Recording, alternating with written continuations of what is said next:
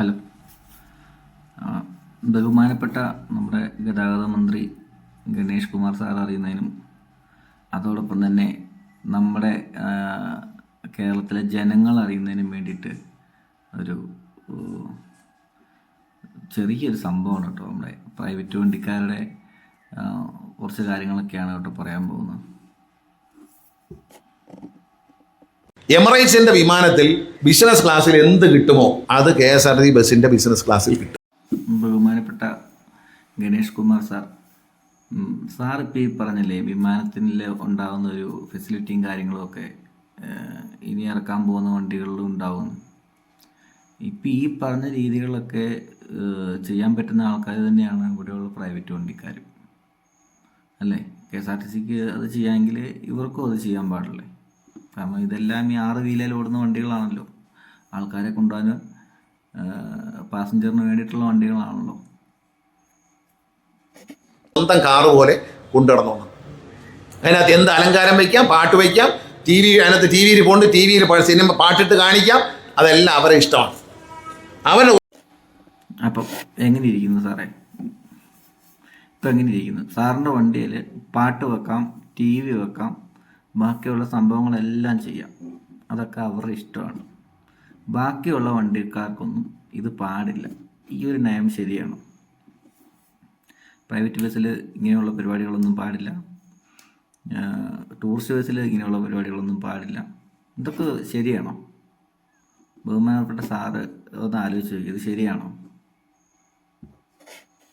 നമ്മൾ വാങ്ങിച്ചോളൂ. അവൻ വാങ്ങിച്ച 5000 രൂപ, നമ്മൾ വാങ്ങിച്ച 3000 രൂപ. എന്നിട്ടും നമ്മൾ അടിച്ച് കയറണമെങ്കിൽ നമ്മളെ വണ്ടി കണ്ടാൽ ആരും കയറിപ്പോകും. ഇനി വരാൻ പോകുന്ന ഒരു വണ്ടി എൻ്റെ അത് സാറ് പറഞ്ഞ കാര്യം വളരെ കറക്റ്റാണ് സാറേ. എന്താണെന്നറിയാമോ, ഇപ്പം KSRTC കണ്ടിട്ടുണ്ടെങ്കിൽ ആൾക്കാരെ കയറും. കാരണം എന്താ വെച്ചാൽ ബാക്കിയുള്ള പ്രൈവറ്റ് വണ്ടികളെല്ലാം ആ പരുവത്തിന് ആക്കിയതിന് ശേഷമാണല്ലോ സാറിൻ്റെ KSRTC ഇത്രയും മനോഹരമായിട്ട് പുറത്തേക്ക് ഇറക്കിയത്. അപ്പോൾ എന്തോ കാണിച്ചാലും അതിനുള്ളൊരു മാറ്റം ഉണ്ടാവും, തീർച്ചയായിട്ടും ഉണ്ടാവും.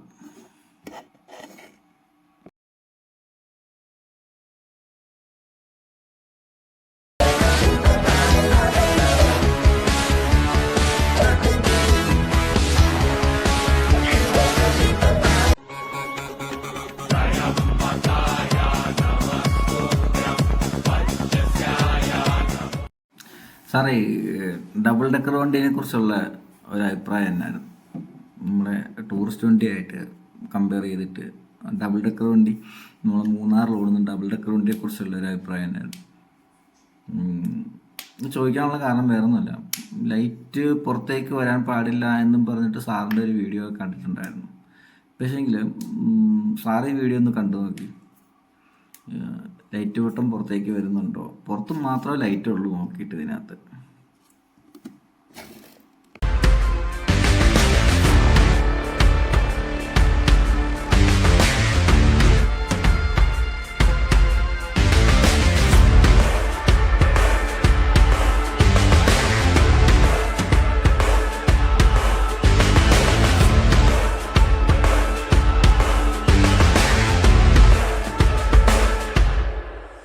ഒരൊറ്റ പ്രൈവറ്റ് ബസ്സുകാരനുമായിട്ട് ഞാൻ എൻ്റെ ഇൻ്റർവ്യൂവിൽ പറയുന്നുണ്ട്, പ്രൈവറ്റ് ബസ്സുകാരനായിട്ട് ബലം പ്രയോഗിച്ച് അവനെ അവസാനിപ്പിച്ചിട്ടല്ല നമ്മൾ ജയിക്കാൻ പോകുന്നത്, മത്സരിച്ചാണ് ജയിക്കാൻ പോകുന്നത് പറഞ്ഞു. ഈ ക്രിസ്മസ് ഓണത്ത് കാലത്ത് പ്രൈവറ്റ് ബസ്സുകാരനോട് മത്സരിച്ചല്ലേ ജയിച്ചത്. ഈ അടിപൊളി വണ്ടികൾ അങ്ങോട്ട് ഇട്ട് കൊടുത്തിട്ട് ആളുകളെ മുഴുവൻ ഇതിനകത്തോട്ട് ആകർഷിച്ച് കയറ്റി അവൻ വാങ്ങിച്ചതിനേക്കാളും 60% പൈസ.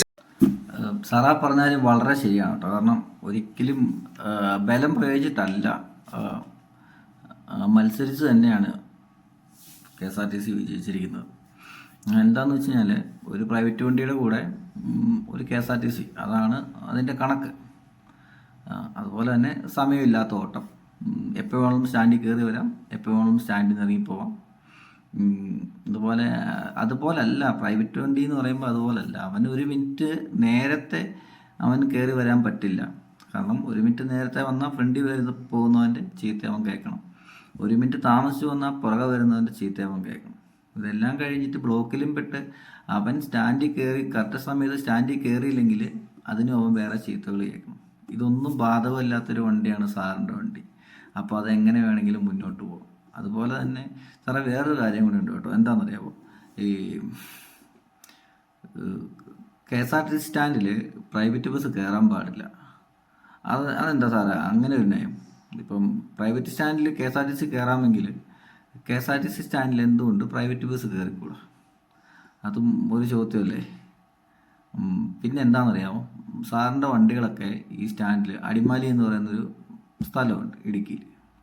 ആ ഇടുക്കിയിൽ അടിമാലി സ്റ്റാൻഡിൽ നിത്യം കാണുന്നൊരു കാഴ്ച, അടിമാലി സ്റ്റാൻഡിൽ അതെ, കോതമംഗലം സ്റ്റാൻഡിലും അതെ, എന്താണെന്ന് വെച്ച് കഴിഞ്ഞാൽ ഇപ്പം 8 മണിക്ക് ഒരു എറണാകുളം വണ്ടി അവിടുന്ന് പോകാനുണ്ട്, ഒരു പ്രൈവറ്റ് വണ്ടി. അത് പോകാനുണ്ടെങ്കിൽ 7:59 ഒരു എറണാകുളം വണ്ടി എടുത്ത് ഫ്രണ്ടിൽ അങ്ങോട്ട് പോകും.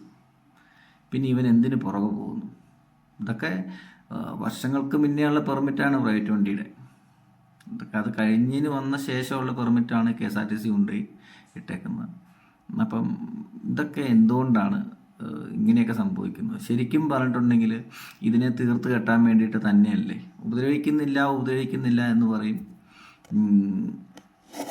എന്നാൽ ഉപദ്രവിക്കുകയും ചെയ്യും. ശരിക്കും അതല്ല അതിൻ്റെ സത്യസന്ധമായിട്ടുള്ളൊരു കാര്യം. അത് തന്നെയല്ലേ, ശരിക്കും ഉപദ്രവിക്കുകയല്ലേ ചെയ്യുന്നത്. അതുപോലെ തന്നെ എന്താ പറയുന്നത്, കുറേയൊക്കെ ലോങ് സർവീസൊക്കെ കട്ട് ചെയ്ത് കളഞ്ഞു. ഇതൊന്നും പോരാത്തതിന് എറണാകുളം തൊട്ട് ഇങ്ങോട്ട് പോകുമ്പോൾ ഇടുക്കിക്ക് പോകുമ്പോൾ ചെറുതോണി ഭാഗത്തേക്ക്, അതുപോലെ തന്നെ അടിമാലി ഭാഗത്തേക്ക്, അടിമാലി മൂന്നാർ ഭാഗത്തേക്ക് സകല വണ്ടിയുടെ സകല പ്രൈവറ്റ് വണ്ടിയുടെയും കൂടെ ഓരോ KSRTC വിട്ടിട്ടുണ്ട്. അപ്പോൾ ഇതൊക്കെ എന്തിനാ ശരിക്കും? ഇത് പ്രൈവറ്റ് വണ്ടി പ്രസ്ഥാനം എന്ന് പറഞ്ഞൊരു പ്രസ്ഥാനത്തെ തീർക്കാൻ വേണ്ടിയിട്ട് തന്നെയല്ലേ ഇങ്ങനെയൊക്കെ ചെയ്യുന്നത്. എന്താ പറയുന്നത്, അത്ര നീറ്റായിട്ട് കൊണ്ടു നടക്കുന്ന ഒരു വണ്ടി, സർവീസ് കാര്യങ്ങളെല്ലാം കറക്റ്റ് ചെയ്ത് കൊണ്ടു നടക്കുന്ന വണ്ടികളാണ് പ്രൈവറ്റ് വണ്ടികൾ. സാറിൻ്റെ എത്ര വണ്ടികളുണ്ടെന്ന് അറിയാമോ? ഈ പറയുന്ന സ്റ്റാൻഡുകളിലൊക്കെ ചെല്ലുവാണെങ്കിൽ കാണാം. അതായത് ഛർദി വോമിറ്റിംഗ് എന്ന് പറഞ്ഞ സംഭവം, അത് 5-6 ഇടത്ത് 2 ആഴ്ച 3 ആഴ്ച ഒക്കെ ഉണങ്ങി പിടിച്ചിരിക്കുന്ന ഒരു സാഹചര്യം. ഏതായാലും അത്രയും വൃത്തിഹീനമായിട്ടൊന്നും ഒരു പ്രൈവറ്റ് വണ്ടിയും കൊണ്ട് നടക്കുന്നില്ല സാർ. അതൊന്ന് മനസ്സിലാക്കണം. അവർ അതുപോലെ നീറ്റും വൃത്തിയായിട്ട് കൊണ്ട് നടക്കുന്ന ഒരു പ്രസ്ഥാനം. വണ്ടിയുടെ ഓയിൽ ചേഞ്ചിങ്, അതേപോലെ ബ്രേക്ക് സെറ്റിങ്, ഗ്രീസ് ചേഞ്ചിങ്, ഇതെല്ലാം കറക്റ്റ് ചെയ്ത് കൊണ്ട് നടക്കുന്ന. സാറിൻ്റെ എത്ര വണ്ടിയുണ്ട് പക്കയായിട്ട് റൂട്ടിൽ ഓടുന്ന? എത്ര വണ്ടിയുണ്ട്? ഇന്ന് ഓടിക്കുന്ന ഡ്രൈവറെല്ലാം നാളെ ഓടിക്കുന്നത്. അവൻ വരുന്നു, കയറിയിരിക്കുന്നു, ഓടിക്കുന്നു, പോകുന്നു. ഇതിന് ബ്രേക്ക് ഉണ്ടോ, ബെല്ലുണ്ടോ, ഇതൊന്നും അവർ അന്വേഷിക്കാറില്ല. എത്രയോ വണ്ടികൾ വഴിക്ക് കാണുന്നുണ്ട്, ഗ്രീസ് ഉരുകി, ടയറിൽ ഗ്രീസ് ഉരുകി ഓടുന്ന എത്രയോ വണ്ടികൾ റോട്ടിൽ കാണുന്നുണ്ട് സാറിൻ്റെ. ഇതൊക്കെ ശരിയല്ലേ? ഇപ്പോൾ സാറ് മുമ്പത്തെ ഒരു വീഡിയോയിൽ കണ്ടു, പാട്ട് വെക്കാം, TV വെക്കാം, അലങ്കാര പരിപാടികളെല്ലാം തന്നെ ചെയ്യാം, അതിനൊന്നും ഒരു കുഴപ്പമില്ല. ഇവിടെ നമ്മുടെ ടൂറിസ്റ്റ് വണ്ടികളിൽ, ഇവിടെ നാട്ടിലോടുന്ന വണ്ടികളിൽ എത്ര മനോഹരമായിട്ടിരുന്ന വണ്ടികളാണ് സാറേ ഈ പറഞ്ഞ പ്രൈവറ്റ് വണ്ടികളും ഈ പറഞ്ഞ ടൂറിസ്റ്റ് ബസ്സുകളും. ഇതൊക്കെ കാണാൻ തന്നെ എന്ത് ഭംഗിയായിരുന്നു. ഇപ്പോൾ ഇതിൻ്റെയൊക്കെ അവസ്ഥ എന്താ?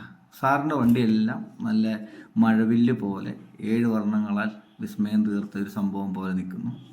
ബാക്കിയുള്ള എന്താ പറയുന്നത് പ്രൈവറ്റ് വണ്ടികൾ, ടൂറിസ്റ്റ് വണ്ടിയും ലൈനിലോടുന്ന സർവീസ് ബസ്സും എല്ലാം വേറൊരു വൈബിലേക്ക്.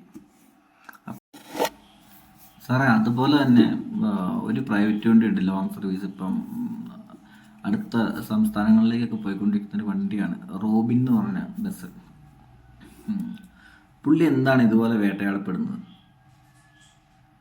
എന്തുകൊണ്ട് പുള്ളിക്ക് സ്വസ്ഥമായിട്ട് മനസ്സമ്മാനത്തോടു കൂടി ആ വണ്ടി ഓടാൻ പറ്റുന്നില്ല? അതിൻ്റെ ഒരു കാരണം എന്താ? എനിക്ക് തോന്നുന്നു അതും ഇതിനോടൊക്കെ അനുബന്ധിച്ച് തന്നെ പോകുന്നൊരു സംഭവമാണ് കേട്ടോ എനിക്ക് തോന്നുന്നത്. എന്തായാലും സാറേ ഇത്രയും കാര്യങ്ങളൊക്കെയാണ് പറയാനായിട്ടുള്ളത്. ബഹുമാനപ്പെട്ട സാറ് എന്താ പറയുന്നത്, കുറച്ചൊക്കെ ഒന്ന് വിട്ടുവീഴ്ചയൊക്കെ ചെയ്യണമെന്ന് വിനീതമായിട്ട് അഭ്യർത്ഥിക്കുകയാണ് കേട്ടോ. പിന്നെ എന്താണെന്ന് വെച്ചാൽ വളരെ ദാരിദ്ര്യത്തിലേക്കാണ് നമ്മുടെ കേരളം പോയിക്കൊണ്ടിരിക്കുന്നത്. അതുപോലെ തന്നെ എന്താ പറയുന്നത്, ഒരു പക്ഷേ ചിലപ്പം ഒരു നേപ്പാളോ അല്ലെങ്കിൽ ഒരു ശ്രീലങ്കയൊക്കെ ആവാനുള്ള ചാൻസ് ഉണ്ട്. അപ്പോൾ സാറിനെ കൊണ്ട് പറ്റുന്ന പോലെ എന്തെങ്കിലുമൊക്കെ ചെയ്തു തരാൻ പറ്റുവാണെങ്കിൽ ഈ പ്രൈവറ്റ് വണ്ടിക്കാർക്ക് എന്തെങ്കിലുമൊക്കെ ചെയ്തു തരണമെന്ന് അഭ്യർത്ഥിക്കുകയാണ് കേട്ടോ.